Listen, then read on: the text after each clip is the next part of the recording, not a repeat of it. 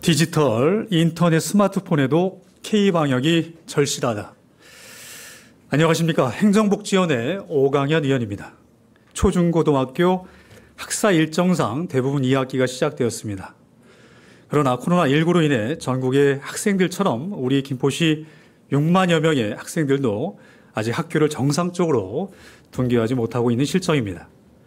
그 사이 학생들이 있는 가정에서, 이웃에서 코로나19 이전과 이후 달라지는 일상의 모습이 우려와 걱정을 넘어 우리 모두의 문제가 되고 있습니다.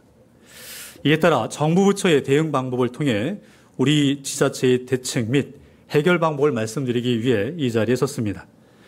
지난 6월 26일 연합뉴스에 따르면 코로나 감염증 확산으로 도박을 비롯한 중독 문제가 심각해졌다고 합니다.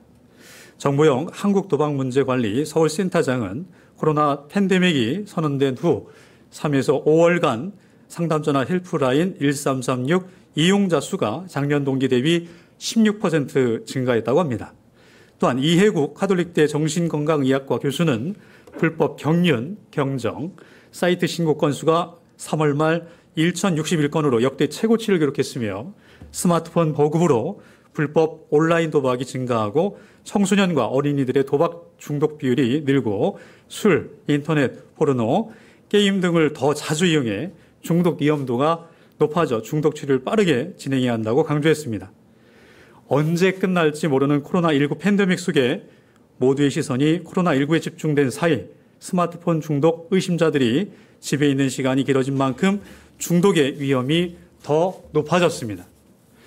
최근 중독 예방 네트워크인 중독포럼에서 조사한 코로나19 전후 중독성 행동변화 실태조사에 따르면 사회적 거리두기 기간 중 온라인 게임 이용은 코로나 이전에 비해 24.4%가 늘었고 스마트폰 이용률은 무려 44.3%가 증가했으며 채팅, 동영상 시청 등의 행위 중독의 위험 요소들도 함께 증가했다고 합니다.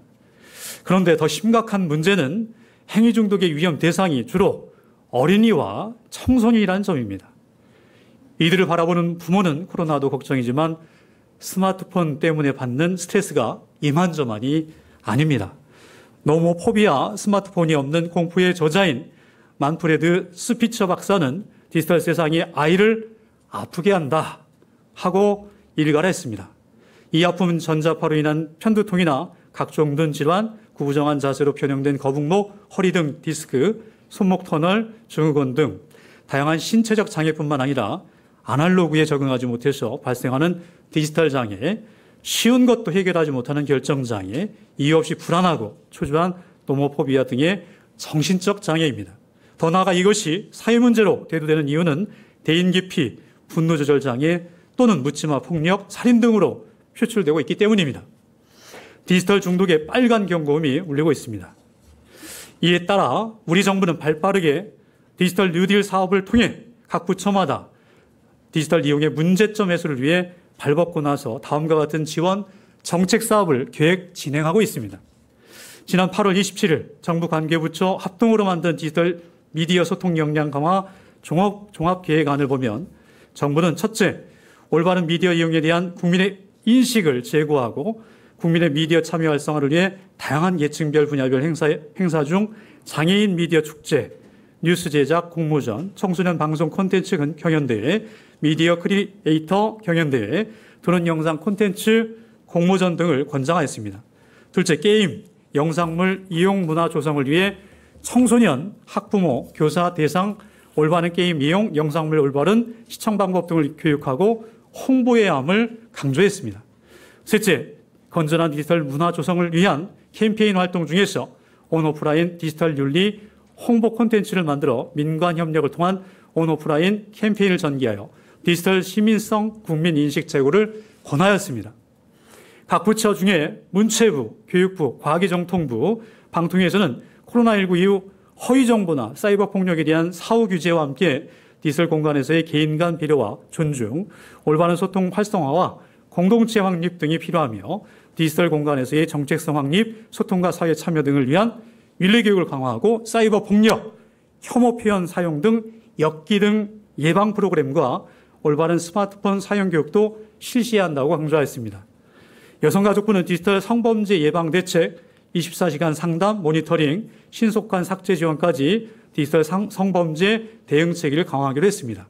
그래서 생애 주기별 디지털 성범죄 예방 교육 플랫폼 구축, 콘텐츠 제작, 지역 특화, 상담소 등을 지정하여 운영하고 기술적 조치를 강화하기로 했습니다. 그리고 지난 7월 13일 NIA 한국정보진흥원이 발표한 전국민 디지털 역량 강화 교육 사업 추진 공통 가이드라인 안을 보면 국민 누구나 일상생활에 필요한 기본 역량부터 취업 연계 교육까지 집 근처에서 편안하게 받을 수 있는 디지털 종합 역량 교육의 필요성을 강조하였습니다. 그래서 디지털 역량 센터를 제안하였는데 여기는 디지털 전문 강사, 디지털 서포터즈, 수준별 교육을 위한 온오프라인 교육 콘텐츠 개발 등의 여건을 갖춰 코로나19로 생긴 디지털 활용의 양극화, 역기능 등의 문제점 극복을 제안하였습니다. 코로나19 이후 김포시 시민들의 삶도 급변하였습니다. 이런 현실을 반영하여 언택트의 비대면 상황이 놓인 온택트의 학생, 시민들의 공통된 문제를 중앙정부의 정책적 지원과 권고를 적극 수용하여 문제 해결에 나서야 합니다. 이에 집행부 관련된 각 부서에 다음과 같이 주문합니다.